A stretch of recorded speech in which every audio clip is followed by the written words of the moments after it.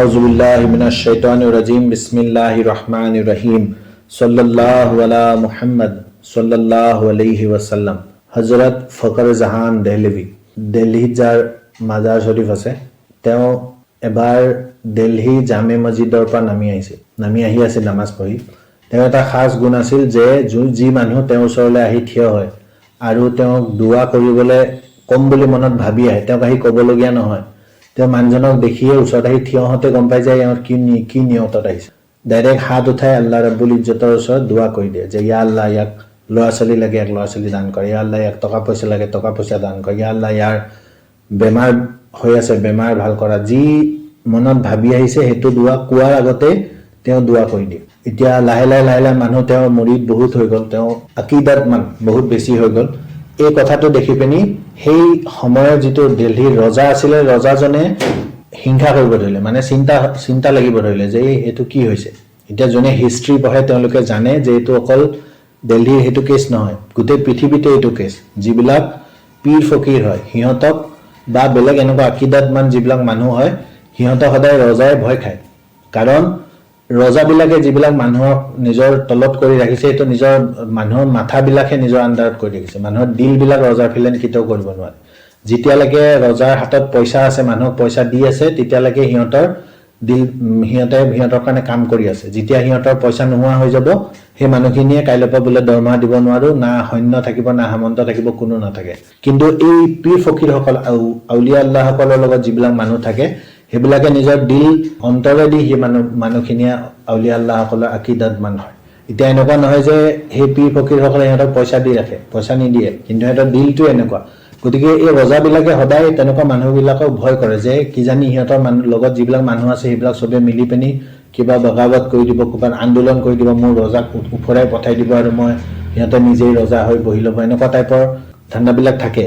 গতিকে সেই ৰজাজনেও মনতে ভয় কৰিব ধৰিলে যে এনেকুৱা মানুহ, তাৰ এখেতৰ ফলোৱাৰ ইমান বাঢ়ি গৈ আছে, কেতিয়াবা কিজানি এনেকুৱা হৈ যায় কিবা এটা আন্দোলন কৰি দিব, বগাৱত কৰি দিব, মোৰ লগতে যুদ্ধ কৰিবলৈ আৰম্ভ কৰিব নেকি। সি তেতিয়া এটা প্লেন বনালে, নিজৰ মন্ত্ৰীবিলাকৰ লগত আলোচনা কৰিলে যে কি কৰিব লাগিব। তেতিয়া তাৰ ভিতৰত কোনোবাই তেওঁক উপদেশ দিলে যে আপুনি এটা কাম কৰক, যে সেই মানুহজনক কেনেবাকৈ বদনাম কৰি দিয়াৰ এটা ষড়যন্ত্ৰ কৰক। যদি সিহঁতক বদনাম কৰি দিব পাৰে তেতিয়াহ'লে মানুহবিলাক লাহে লাহে তাক ভাল নোপোৱা হৈ যাব। এতিয়া বদনাম কৰিবলৈ প্লেনটো এইটো বনালে যে সিহঁতে এজনী তাবায়ফ, ভাল মানুহ নহয়, যোনে নিজৰ দেহৰ বেপাৰ কৰে। আপোনালোকে নিজে বুজি পাইছে মই কি ক'ব বিচাৰিছোঁ।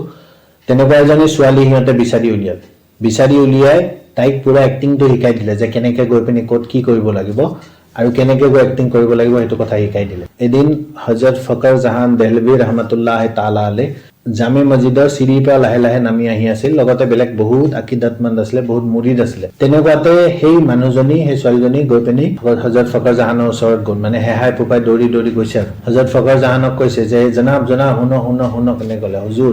চবেই ৰৈ দিলে যে এই ছোৱালীজনী চবেই চিনি পায়, এজনী বহুত বদনাম ছোৱালী, এনেকুৱা কথা তাইৰ বিষয়ে। এই ছোৱালীজনী হযৰত ফখৰ জাহানৰ লগত কি কাম আছে, হয়তো ভাবিছে কিবা কামত আহিছে চাগে। তাই আহি চিধাই এনেকুৱাকে কথা পাতিছে যেন বহুত দিনৰ পৰা হযৰত ফখৰ জাহানক তাই চিনি পায়, যে আপোনাৰ কঁকাল বিষটো আছিলে ভাল পাইছে নেকি, ভৰি বিষটো আছিলে ভাল পাইছে নাই, গাটো ঠিকে আছে নি নাই, খোৱা বোৱা কৰিলে নাই, কিবা কিবি ঢেৰ কথা পাতিছে আৰু যেন বহুত দিনৰ পৰা চিনি পায়। চব মানুহতো আচৰিত হৈ গ'ল। তাৰপিছত ক'লে যে আপুনি কালি ৰাতি যে মোৰ ওচৰলৈ আহিছিলে, তেতিয়া আহোঁতে আপুনি মোক মুদ্ৰা কেইটামান দিলে, সেইকেইটা খোটা চিক্কা, মানে ফুটা ওলাই যোৱা, বজাৰ নচলা কিছুমান মুদ্ৰা মোক দিলে। এয়া মই বজাৰত যেতিয়া লৈ গৈছোঁ আজি, মোক দোকানীয়ে কৈছে যে এইকেইটা নচলে, গতিকে এইকেইটা মই ঘূৰাই দিবলৈ আহিছোঁ, আপুনি এইকেইটা ঘূৰাই লওক আৰু মোক বেলেগ ভাল চিক্কা কেইটামান দিয়ক। সেইবুলি যেতিয়া কৈ দিলে, বাকী চব মানুহবিলাকৰতো চকু দাং খাই গ'ল যে ৰাতিটো আমাৰ পীৰ ক'ত থাকে, ৰাতি মানুহজনীৰ ওচৰলৈ যায় মানে কি, যদিটো বেয়া অৰ্থই বুজাইছে। এতিয়া চব মানুহবিলাক যিবিলাক মুৰিদ আছিলে, মুৰিদটো চবটো দিলৰ সৈতে পুৰা 100% পাৰফেক্ট আকিদাতমান নহয়, নাথাকে, এনেকুৱা চবৰ লগত হয়ে। কিছুমান মানুহতো ধুলমুল থাকে, খেলি মেলি থাকে, ঢিলা থাকে। গতিকে চবৰ মনততো চকু দাং খাই গ'ল যে কি হ'ল, এইটো কি কথা। কিন্তু হযৰত ফখৰ জাহান দেহলভীৰ মনত কপালত অকণমান আঁচ এটাও অহা নাই। কাৰণ এই মানুহবিলাকে সদায় তাৱাজ্জু ইলাল্লাহ ৰাখে, আল্লাহৰ ফালে তাৱাজ্জু ৰাখে। কেতিয়াও মানুহে এটি গোটাই ৰখা নাই যে সিহঁতে মোক বাহবা কৰক, সদায় মোক ভাল পাওক, এনেকুৱা কাৰণে কেতিয়াও নাৰাখে। সিহঁতৰ তাৱাজ্জু সদায় আল্লাহৰ ফালে।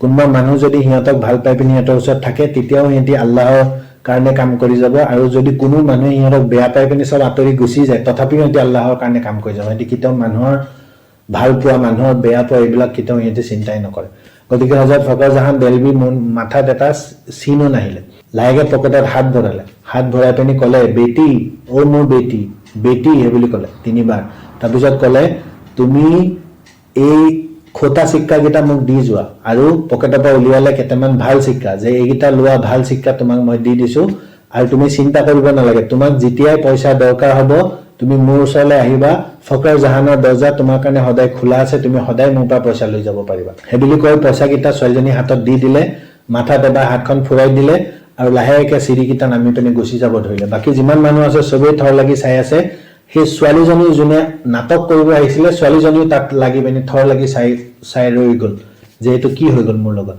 তাইতো ভাবিছিলে যে হজৰত ফখৰ জাহানে চিঞৰ বাখৰ লগাব কি মিছা কথা কৈছা তুমি তেতিয়া তাই আৰু কান্দিব মেলিব এক্টিং কৰিব কিবা কৰিব কিন্তু হজৰত ফখৰ জাহানেতো একো ৰিয়েকশ্যনে নিদিলে তাইৰ কথাত তাই লাহেকে এনেকে নামি গুচি গ'ল তাই অলপ দেৰিলৈকে থৰ লাগি ৰৈ গ'ল হজৰত ফখৰ জাহান 2 খোজমান আগবাঢ়ি গ'ল হজৰত ফখৰ জাহান যেতিয়া যাব ধৰিছে তাই দৌৰ মাৰি গৈ হজৰত ফখৰ জাহানৰ ভৰিত বহি গ'ল যে বাবা আপুনি কোন মাটিৰ পৰা আপোনাক আল্লাহ ৰাব্বুল ইজ্জতে সৃষ্টি কৰিছে যে মই এনেকুৱা এজনী বেয়া মানুহ মোক বাদশাহে পইচা দিছে আপোনাক বদনাম কৰিবৰ কাৰণে মই এনেকুৱা এটা বেয়া সময়ত ইমান মানুহৰ আগত আপোনাক ইমান বেয়া কথা এটা অপবাদ এটা আপোনাক দিব বিচাৰিলো আপোনাৰ মনত একো আচৰণ নহ'লে আপুনি মোক বেটি বুলি কৈ গ'ল হে বুলি কৈ ছোৱালীজনী চকু পানী আৰু মাথা তললে হজৰত ফখৰ জাহানৰ ভৰিৰ ওচৰত বহি আছে তাৰ পিছত তাই নিজৰ চুৰ্ণীখন নিজৰ মাথাৰ ওপৰত লৈ পিনি নিজৰ মুখখন ঢাকি ল'লে মানে হিজাব কৰা নিচিনা হৈ গ'ল আৰু ক'লে যে আপুনি মোক বেটি বুলি কৈছিলে গতিকে আজিৰ পৰা এই দুনিয়াই দেখিব যে ফখৰ জাহানৰ বেটি কেনেকুৱা হয় আজিৰ পৰা মোৰ ঘৰ হেতু তাবায়াফ খানা নহয় সেই ঘৰটো এটা মাদ্ৰাসা হৈ যাব তাত দুনিয়াৰ মানুহবিলাক আহিব আৰু শিকিব দিনৰ কথা শিকিব পৃথিৱীয়ে গম পাব যে ফখৰ জাহানৰ বেটি আচলতে কেনেকুৱা হ'ব লাগে